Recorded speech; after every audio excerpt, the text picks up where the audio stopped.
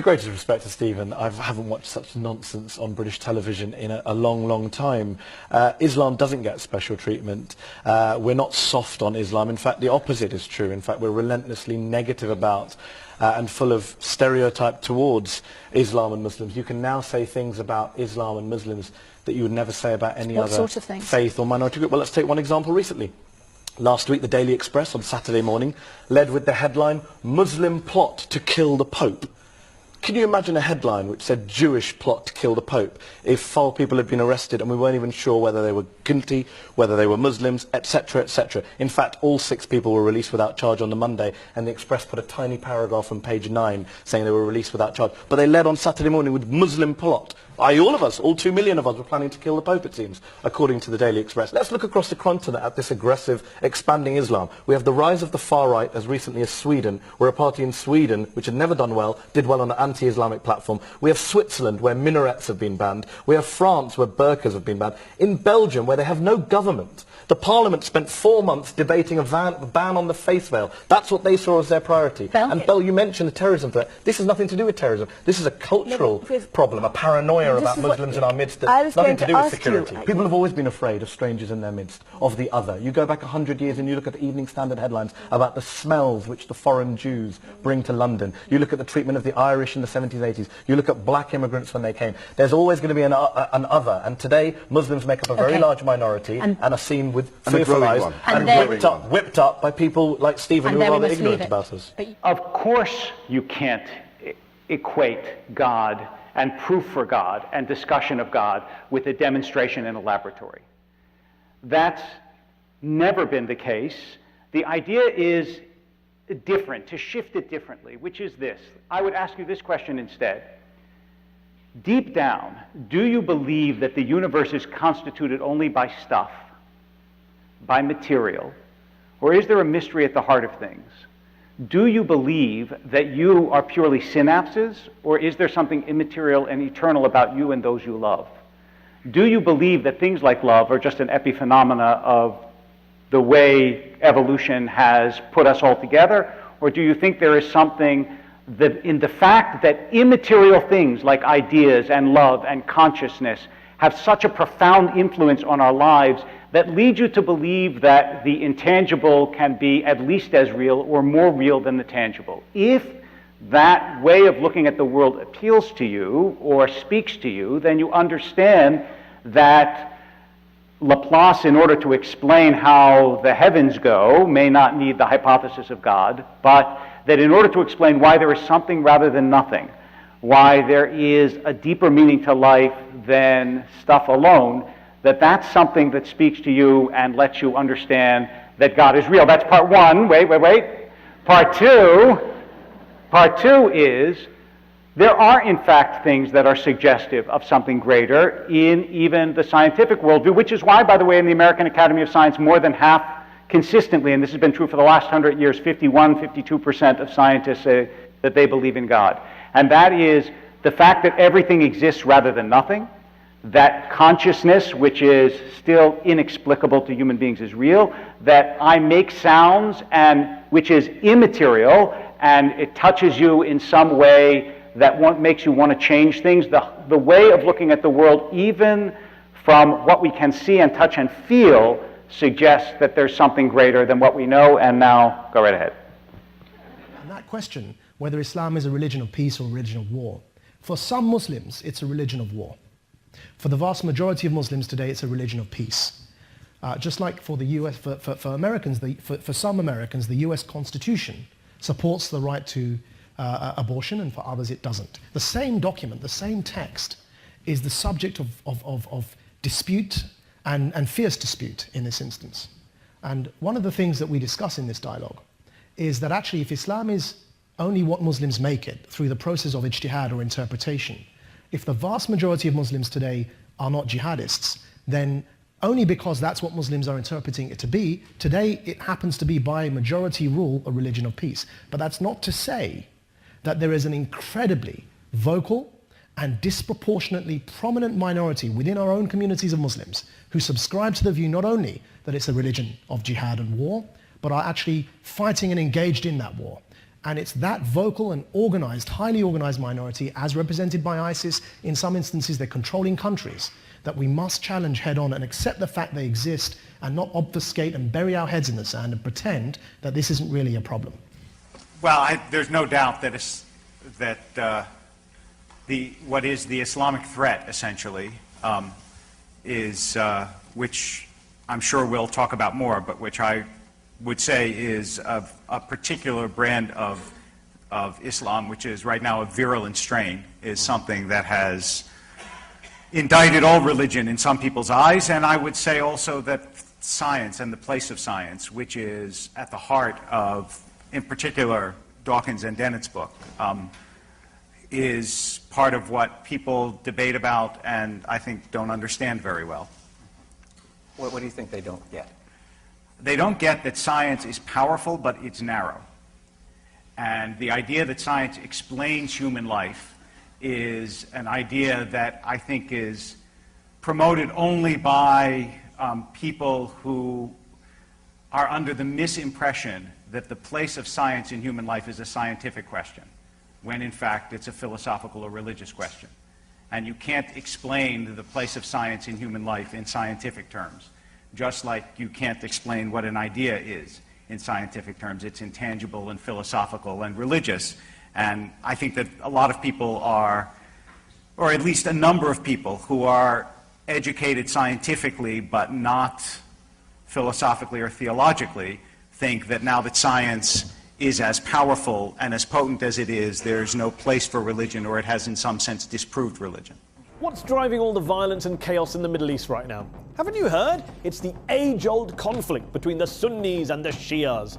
Well, actually, that's a myth. The truth is it's about power, not piety, and it's a very recent phenomenon, not an ancient one. We're talking 40 years, not 14 centuries. It really all started in the late 1970s with the rise of petropower Saudi Arabia on the Sunni side and revolutionary power Iran on the Shia side. It ramped up with the US invasion of Iraq in 2003, and it's been out of control since Bashar al-Assad went to war with his own people in Syria in 2011. So politics, politics, politics. Syria, remember, didn't start off as a sectarian conflict. It was young people protesting against abuses by security forces. It was part of the Arab Spring. Even today, the Russians, for example, aren't bombing Syria because they care about who succeeded the Prophet back in 632 AD. Meanwhile, Shia Iran backs Alawite Assad not because of long-standing theological ties, but because of geopolitics. He's their only Arab ally. After all, the Alawites were only deemed to be an offshoot of the Shias around 40 years ago.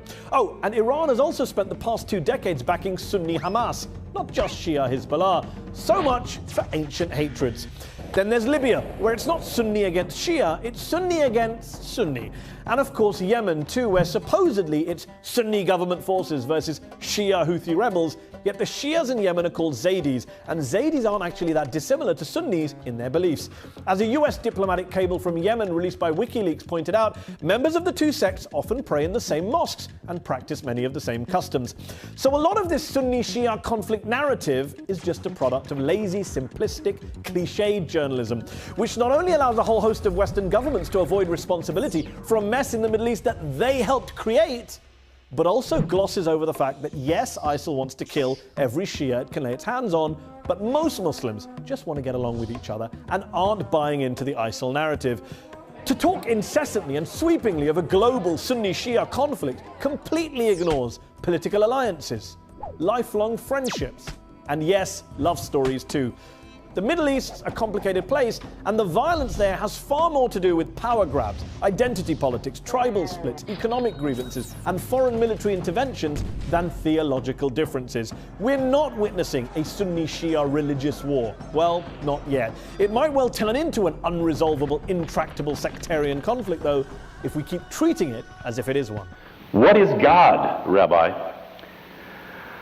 Well, it depends who you're answering. If you're answering a 2-year-old, you answer one way. But if you're discussing it with an adult, you begin with a recognition, which actually the entire debate should be framed with, of human limitation. In the following sense, when you were 2 years old, could you imagine what it's like to be an adult? Of course not. A 2-year-old has no idea what an adult is like. And yet we make definitive statements about God all the time when in every religion that I know of, the distance between God and human beings is infinitely greater than the distance between an adult and a 2-year-old. So when I say, as I'm going to in a second, I'm not going to avoid your question, but understand that I say it against the background of a religious recognition of our own inability to understand that which is infinitely greater than ourselves.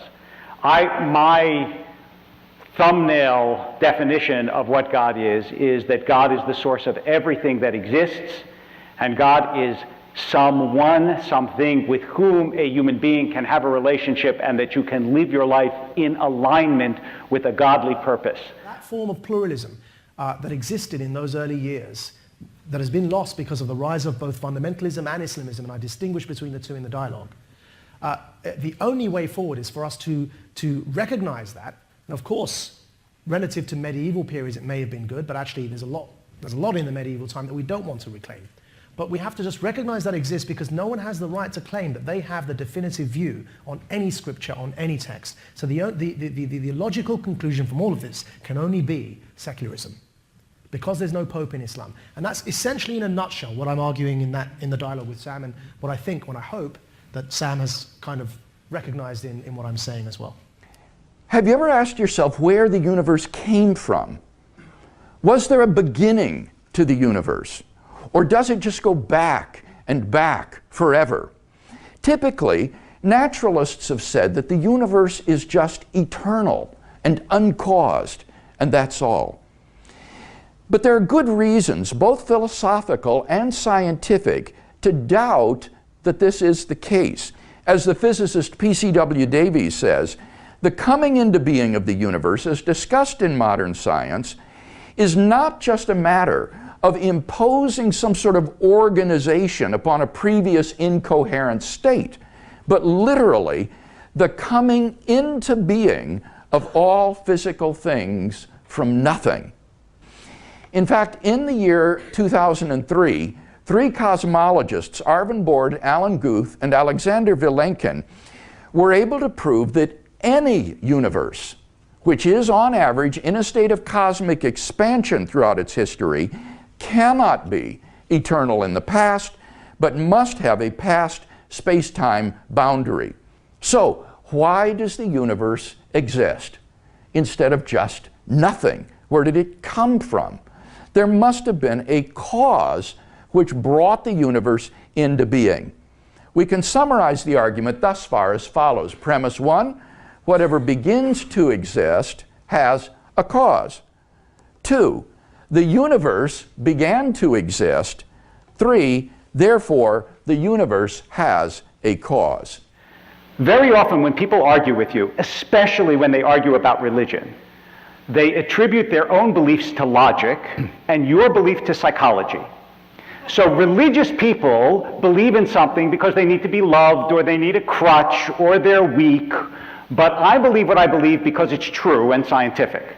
And I just want you to be aware that you cannot actually disprove someone's belief by imputing an unworthy motive to it. You actually have to disprove the belief. So don't let Christopher pull the psychological wool over your eyes. You can actually be just as worthy or unworthy of love, just as tough-minded, just as thoughtful, just as deep, and still believe in God, as most human beings have throughout all of human history. A man named Al-Khwarizmi was one of the greatest mathematicians of all time, a Muslim, worked in the golden age of Islam. He's the guy who came up with not just algebra, but algorithms. Without algorithms, you wouldn't have laptops. Without laptops, Daniel Johnson tonight wouldn't have been able to print out his speech in which he came to berate us Muslims for holding back the advance and intellectual achievements of the West, which all happened without any contribution from anyone else other than the Judeo-Christian people of Europe. In fact, Daniel David Levering, the author of the Pulitzer Prize-winning historian and author of The Golden Crucible, points out that there would be no Renaissance, there would be no Reformation in Europe without the role played by Ibn Sina and Ibn Rushd and some of the great Muslim theologians, philosophers, scientists in bringing Greek texts to Europe. To be fair to Douglas, as to be fair to Anne-Marie and to Peter, atheists see all religions as evil, violent, threatening. What the problem I have with Daniel's speech is that Daniel comes here to run this robust defense of Christianity forgetting that his fellow Christians, people who said they were acting in the name of Jesus, gave us the Crusades, the Spanish Inquisition, the anti-Jewish pogroms, European colonialism in Africa and Asia, the Lord's Resistance Army in Uganda, not to mention countless arson and bomb attacks on abortion clinics in the United States of America to this very day. I would like a little bit of humility from Daniel first before he begins lecturing other communities and other faiths on violence, terror, and intolerance. Let's assume there are 16,000 suicide bombers in the world. There aren't. Let's assume there are for the sake of argument. That's 0.001% of the Muslim population globally. What about the other 99.99% of Muslims who the opposition tonight either ignore or smear? The reality is that the rest of us aren't blowing ourselves up tonight. The reality is that the opposition came here tonight not worried about the fact that me and Adam might pull open our jackets and blow ourselves up tonight because we're followers of a warlike warrior religion which wants to take over Europe and Daniel's university. The issue is this. The issue is this. Unless the opposition can tell us tonight, and Peter Atkins is here, one of our great atheist intellectuals, can tell us tonight, can answer this question tonight, why don't the vast majority of Muslims around the world behave as violently and aggressively as a tiny minority of politically motivated extremists? Then they might as well give up and stop pretending they have anything relevant to say about Islam or Muslims as a whole. Ladies and gentlemen, let me just say this to you. Think about what the opposite of this motion is.